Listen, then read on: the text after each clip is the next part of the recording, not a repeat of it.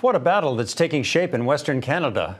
Alberta plans legislation to restrict the flow of oil and gas to BC. Saskatchewan is doing the same. Plus, Ottawa will introduce measures to strengthen federal jurisdiction over BC. Is this the beginning of a constitutional crisis? And what will this do to interprovincial relations? Joining us now from Edmonton is Jason Kenney, former federal cabinet minister and leader of the United Conservative Party in Alberta.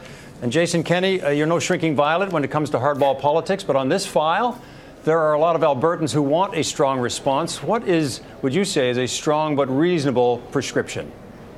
I've said since the NDP came to office in Victoria that we need to have a strategy beginning with diplomacy and persuasion. But if that doesn't work, we need to demonstrate there will be consequences. If that NDP government violates the Constitution, the rule of law, free trade within Canada, and attacks not only Alberta but Canada's vital economic interests. I suggested that if persuasion didn't work, we would start with something like a wine boycott. The Premier came around to that in January.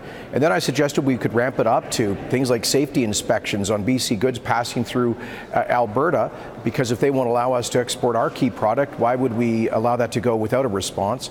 I've also suggested everything up to and including questioning why BC Gas gets to move through pipelines in Alberta toll-free, and including turning off the taps, using the power that Peter Lougheed adopted 38 years ago to fight Pierre Trudeau's national energy program.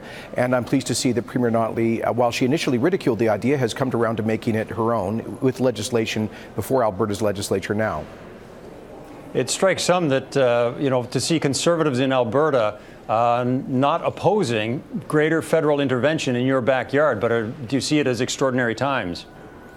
Well, this is not really federal intervention. We're asking the federal government to exercise what is, without a doubt, its exclusive constitutional jurisdiction, which is the regulation of interprovincial pipelines. In fact, I've called on the federal government, for sake of greater clarity, to invoke a special power that's been in the Constitution for a century and a half, the declaratory power, Section 9210C, by declaring the Trans Mountain Pipeline as being for the common advantage.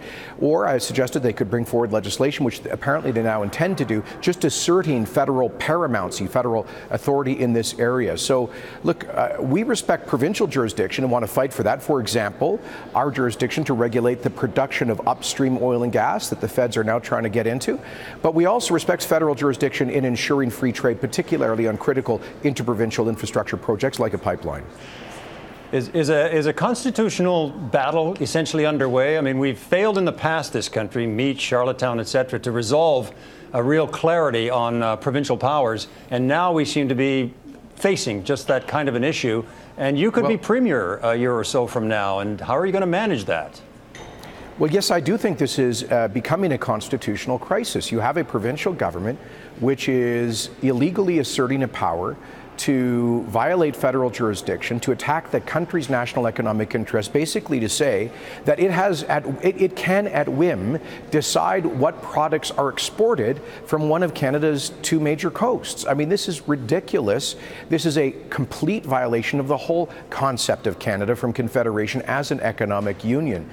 And if this is allowed to stand, what does it say about this country? Why is it easier to move, for example, oil and gas through the 28 sovereign member states of the European Union than between two neighboring Canadian provinces with completely integrated economies and economic interests? So we cannot allow this to stand, which is why and Justin Trudeau could stop this tomorrow if he was serious about asserting federal authority. For example, just 2 weeks ago, he negotiated a $4 billion discretionary transfer to BC for infrastructure. They're negotiating over $1 billion for job training.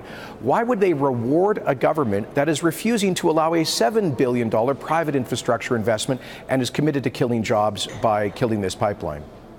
Are you running out of time, though, in terms of getting this approved? Kinder Morgan makes it sound like Canada doesn't work for them, may not work for private industry. Yeah. Can you get, with court cases coming, with Indigenous protests potentially, it feels like there's not enough time to get a deal that will work for everyone.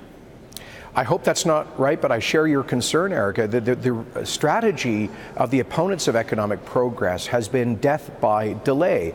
Proposed provincial regulations, endless consultations, NDP municipal governments in BC refusing to grant permits. There's hundreds of permit applications by Kinder Morgan to the provincial government that are moving as slow as molasses. By the way, the vast majority of First Nations along the Kinder Morgan pipeline route, virtually all of them support this project, and they've benefited from the Kinder Morgan pipeline that has been delivering energy to the Lower Mainland for the past 6 decades. Unfortunately, there's a small number that are lawyered up and that are just in a constant part of the strategy of death by delay. The illegal protests are also part of that, in which the federal NDP and Greens have engaged. So I am concerned, and Kinder Morgan has been very clear about this. They say that the project may be, quotes, untenable. They've given us a deadline. It's just 4 weeks away.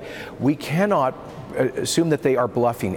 TransCanada Pipeline killed Energy East for similar reasons, and with it the dream of energy independence.